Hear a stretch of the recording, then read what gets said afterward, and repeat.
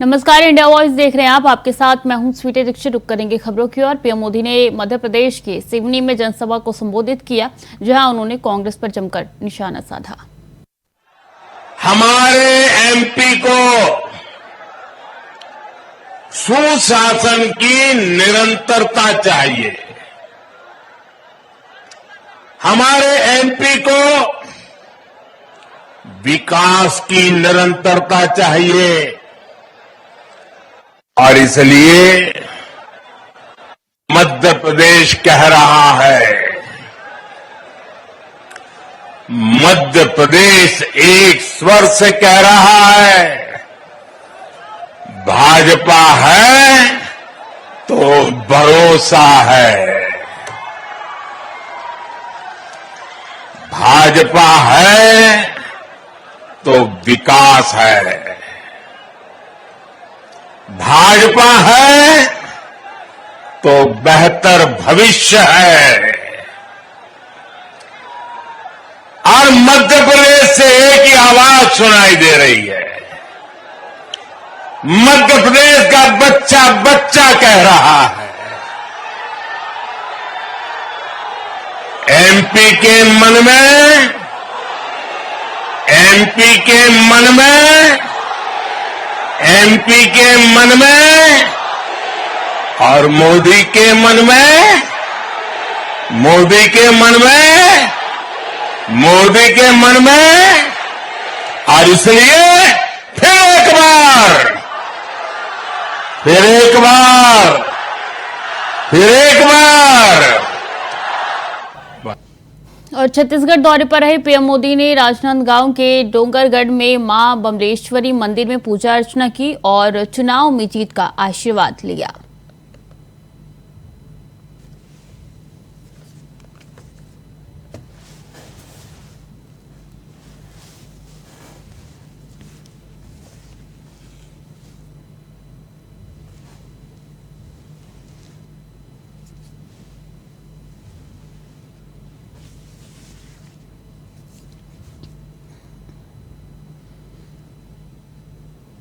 इसके साथ ही प्रधानमंत्री नरेंद्र मोदी ने राजनांदगांव के ही चंद्रगिरी में जैन मंदिर पहुंचे, जहां उन्होंने मंदिर में पूजा की और संत विद्यासागर महाराज से मुलाकात भी की। पीएम ने उनसे काफी देर तक बातचीत भी की।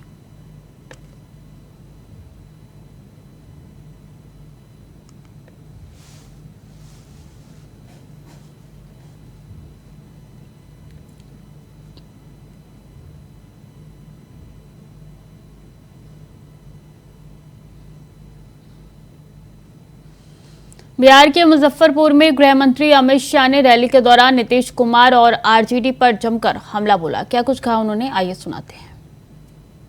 कान चलाने वाले लोग हैं, एक को प्रधानमंत्री बनना है और दूसरे को बेटे को मुख्यमंत्री बनाना है। मैं दोनों को कहने आया हूं, नीतीश बाबू प्रधानमंत्री छोड़ दो। इंडी अलायंस ने तो आपको संयोजक भी नहीं बनाया, आप कहीं के नहीं रहे। मैंने पहले ही कहा था, आप माने नहीं। तेल और पानी कभी इकट्ठा नहीं होते हैं, अलग अलग ही रहते हैं। आगे भी देखिए लालू जी आपकी क्या गत कर रहे हैं, क्या गत कर रहे हैं। हृदय से धन्यवाद करना चाहता हूं मित्रों। 2014 में बिहार की जनता ने मोदी जी को 31 सीटें दी और 19 में 39 सीटें दी। इस बार 24 में एक का कमी रह गया है। 24 में 40 की 40 सीटें मोदी जी की झोली में डाल दीजिए। और मित्रों, इससे भी बड़ा विनती है कि 2025 में इस बार कमल फूल की सरकार बनानी है, भाजपा सरकार बनानी है। क्योंकि आपने जब आशीर्वाद दिया, एक पलटू राम ने पलटी मारकर जनादेश का द्रोह किया।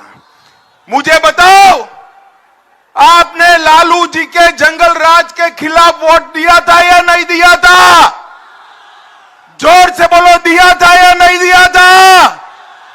ये पलटू राम प्रधानमंत्री बनने के लिए बिहार के जनादेश के साथ द्रोह करे है। और बिहार को एक ही एजेंडा है, नरेंद्र मोदी का विरोध करना। इन्होंने जब इनको शासन मिला तब 12 लाख करोड़ के घपले घोटाले करे थे और भ्रष्टाचार का विरोध करने वाले नीतीश बाबू आज चार्जशीटेड लोगों के साथ सत्ता का सुख भोग रहे हैं। नीतीश जी शर्म करो। लालू की खिलाफत कर राजनीति की थी, आज लालू की गोदी में बैठे हो। माताओं,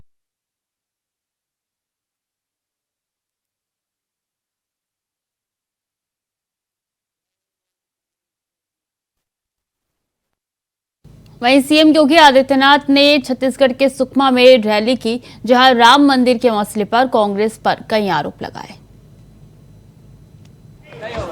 देश के गृह मंत्री है, ठीक है, आए हैं, अच्छी बात है, लेकिन उनके भाषण से ऐसा लग रहा था जैसा उन्होंने कहा था कि 12वीं के बाद इंटरमीडिएट करा रहे हैं,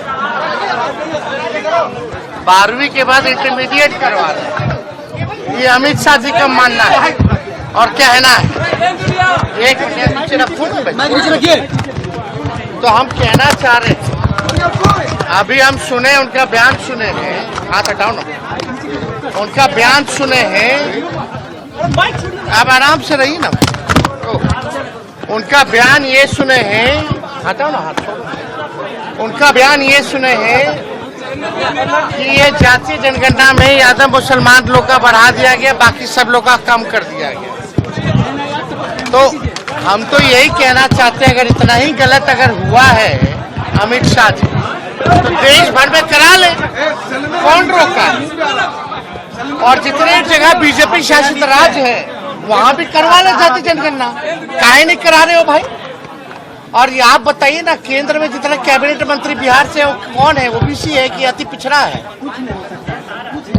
जितने बीजेपी के मुख्यमंत्री ओबीसी हैं, कितने ओबीसी हैं और कितना अति पिछड़ा, जरा बता दें। तो ये बकवास की बातें जो है उन्हीं के मुंह से शोभा देती है। थोड़ा नीचे कीजिए। यहाँ केवल जो है बकवास बोलने आते हैं, झूठ बोलने आते हैं, कुछ है नहीं उनके पास कहने के लिए। अब यहाँ कलम बांटा जा रहा है, नौकरी बांटी जा रही है, तो उस पर एक शब्द नहीं बोल रहे। बताए देश में बट रहा है कि नहीं बट रहा नौकरी? बताए उनके प्रदेश में नौकरी बट रहा है कि नहीं बट रहा?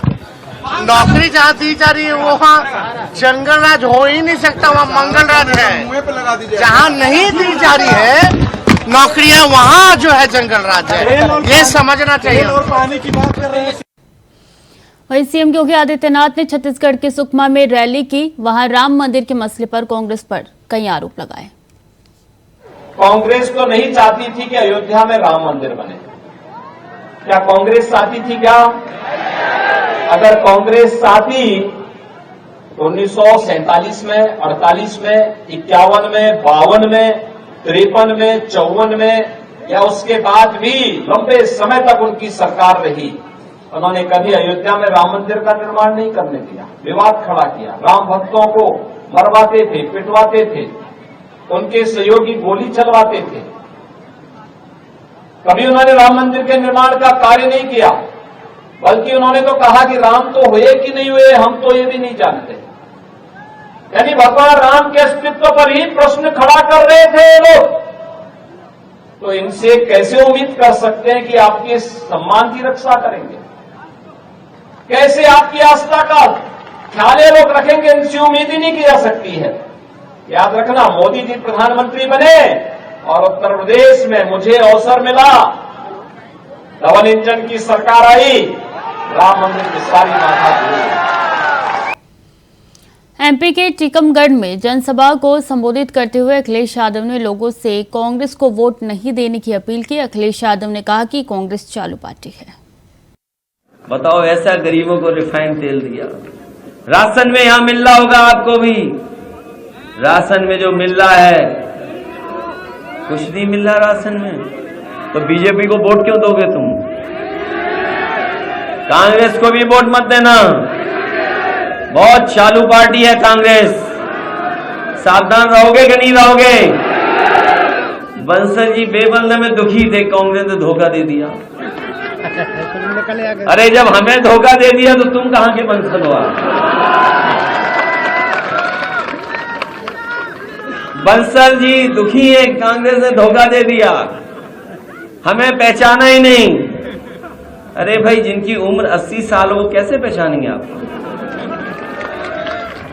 आप बताओ। हम कोई नाराजगी नहीं है किसी से, लेकिन हम ये मानते हैं, ये स्वीकार करते हैं कि 80 साल के जो लोग होंगे वो कभी कभी पहचानेंगे नहीं।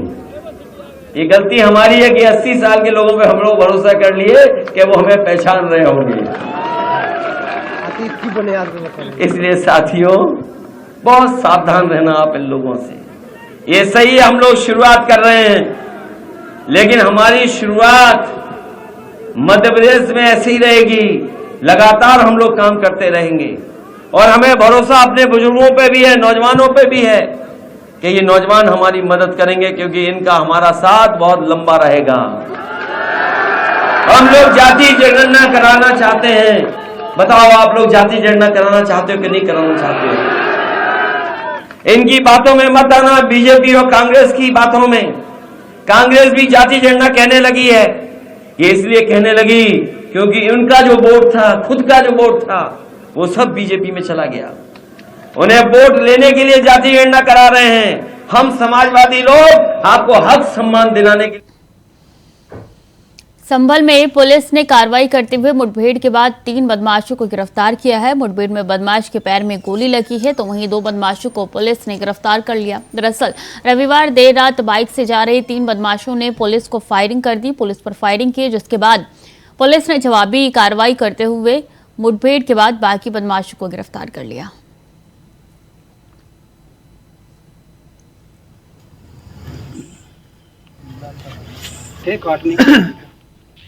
बाहर आ जाओ। अरे आप बाहर आ जाओ, है ना? बाहर आओ, तुम भी बाहर आओ।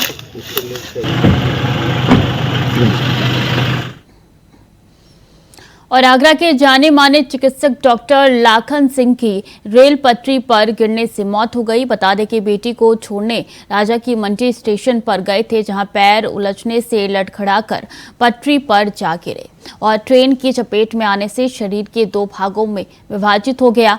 बताया जा रहा है कि आगरा के जाने माने लेप्रोस्कोपिक सर्जन थे डॉक्टर लाखन सिंह गालव।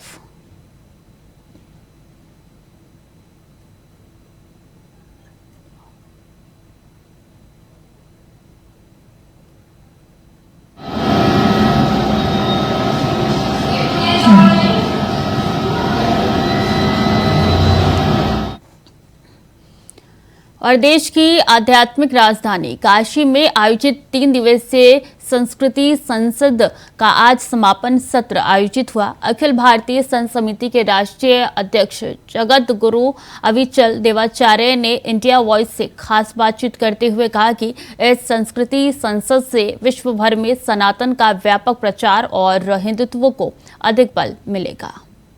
के रुद्राक्ष कन्वेंशन सेंटर में चलने वाले 3 दिवसीय सांस्कृतिक संसद का आज समापन सत्र है। ऐसे में उन संतों का जो है जमावड़ा लगा हुआ, लगातार वो इस विषय पर चर्चा कर रहे हैं कि कैसे सनातन को पूरे विश्व भर में प्रचार प्रसार किया जाए। इसी बीच अखिल भारतीय संत समिति के अध्यक्ष हमारे साथ मौजूद हैं देवाचार्य जी। सर, क्या कहेंगे, 3 दिन तक समागम हुआ और विभिन्न कोनों से जो है संत महात्मा पहुंचे।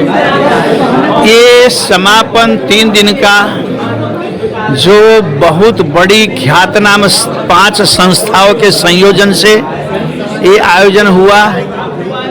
भारतीय अखाड़ा परिषद, अखिल भारतीय संत समिति, विश्व हिंदू परिषद और गंगा महासभा और श्री काशी विद्वत परिषद, और इनमें भारत भर से करीब 400 जिलों से, सभी प्रांतों से करीब 1,500 से ज़्यादा संत आए।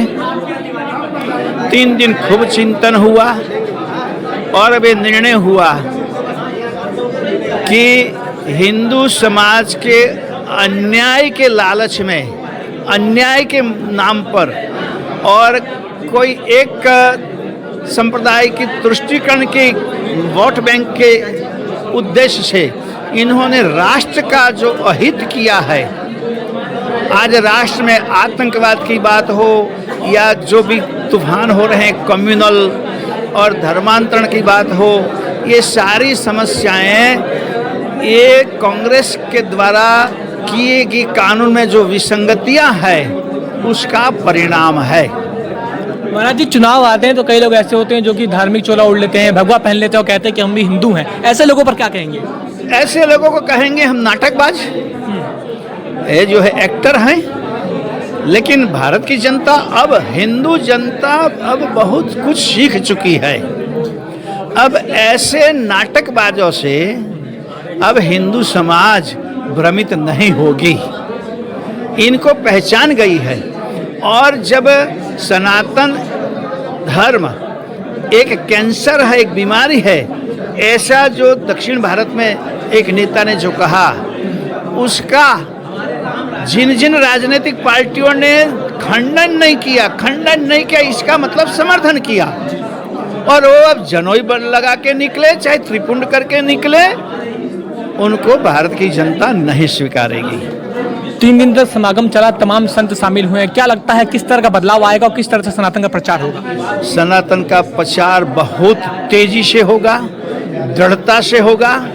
और आप देखिए, एक साथ 5-5 संस्थाएं एक साथ एक मंच में आई है। इसीलिए सभी संस्थाओं का अलग अलग योगदान होता है। जैसे संत समिति तो 127 संप्रदायों का संगठन है। अखाड़ा परिषद जो हमारे संत समाज की, जिसको हम कहते हैं रीढ़, वो पूरा संगठन साथ में आया है। विश्व हिंदू परिषद वो भी साथ में आया है। और सबसे बड़ी बात, हमारे विद्वान परिषद की वो भी साथ में आए हैं। तो इससे ऐसा संदेश जाएगा कि सारे भारत में कि सभी संत जिसके साथ जो लोग जुड़े, कोई न कोई के साथ तो जुड़े हैं, सबको संदेश मिलेगा कि अब हिंदुओं को जागृत होना है और हिंदुत्व का परचम ये 2024 के चुनाव में लहरेगा।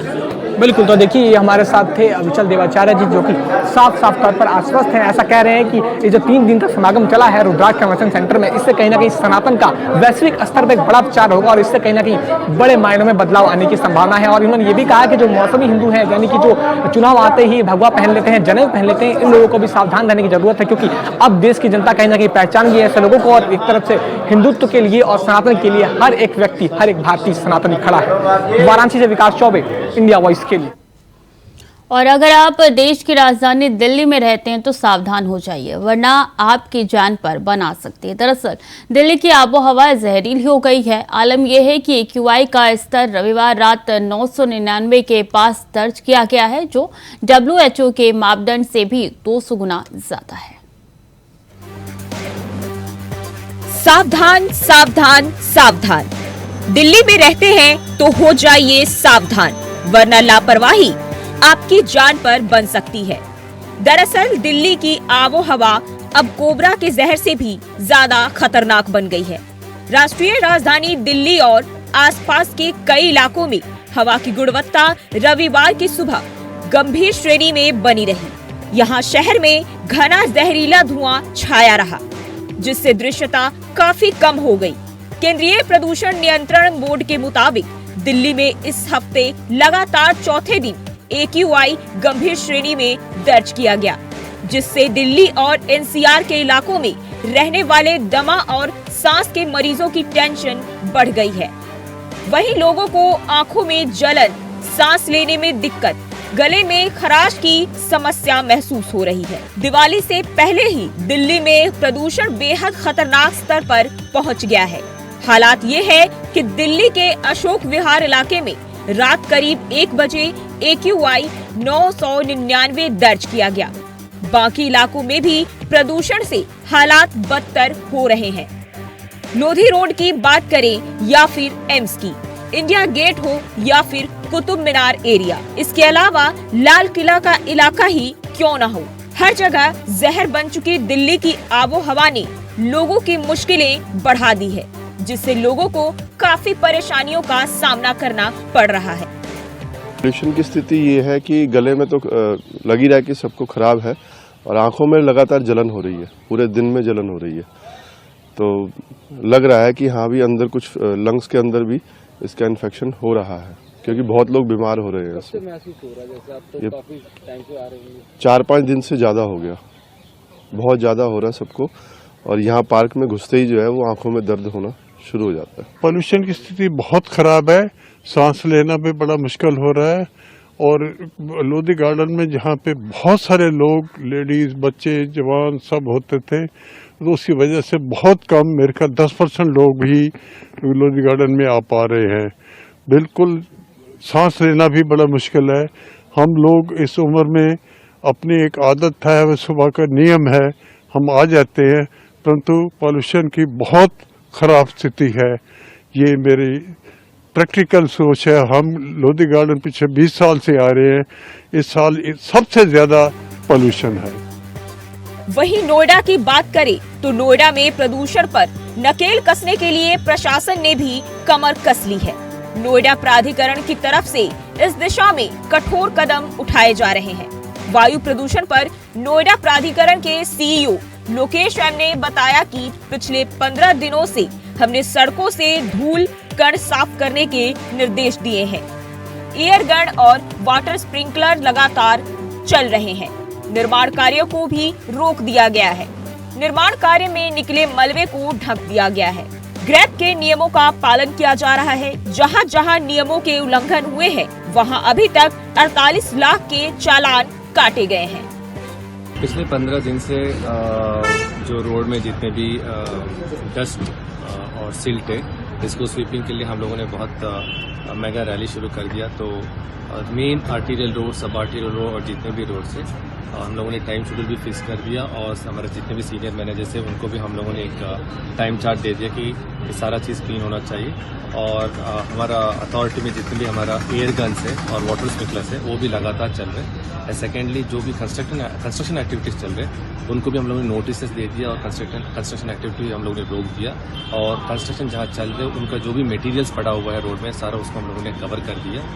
और इसी तरह जितने भी जो ग्रैब का जो रूल्स है वो वायलेशन ना हो, सारा रूल्स एंड रेगुलेशंस हम लोग फॉलो कर रहे हैं। और जहाँ जहाँ वायलेशंस मिला है अभी तक 48 लाख का हम लोगों ने चालान काटा है और स्ट्रिक्ट एक्शन ले रहे हैं। एक तरफ जहां लोगों को जहर बन चुकी हवा से बचाने की कोशिश की जा रही है, तो वहीं दूसरी तरफ इसको लेकर जू में भी पेड़ों पर पानी का छिड़काव किया जा रहा है ताकि जानवरों को भी इस जहरीली हवा से बचाया जा सके। हालांकि जून में अधिक पेड़ पौधे होने के कारण वहां के हालात दूसरे जगहों के मुकाबले बेहतर बने हुए हैं।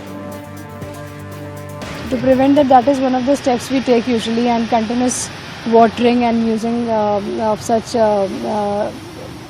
jet sprays. So these are some of the steps we take to reduce the haze inside. However, as you know, the zoo has very good greenery. So when that greenery is there, so that oxygen influx is already quite good inside. So it doesn't impact much. The case of pollution impact is much where there is less of oxygen.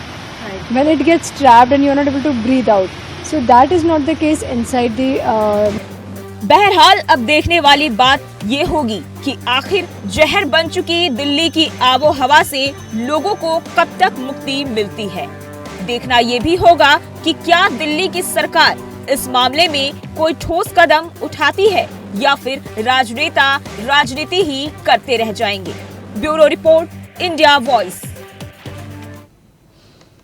तो फिलहाल के लिए bulletin में इतना ही। खबरें लगातार जारी है, देखते रहे इंडिया वॉइस।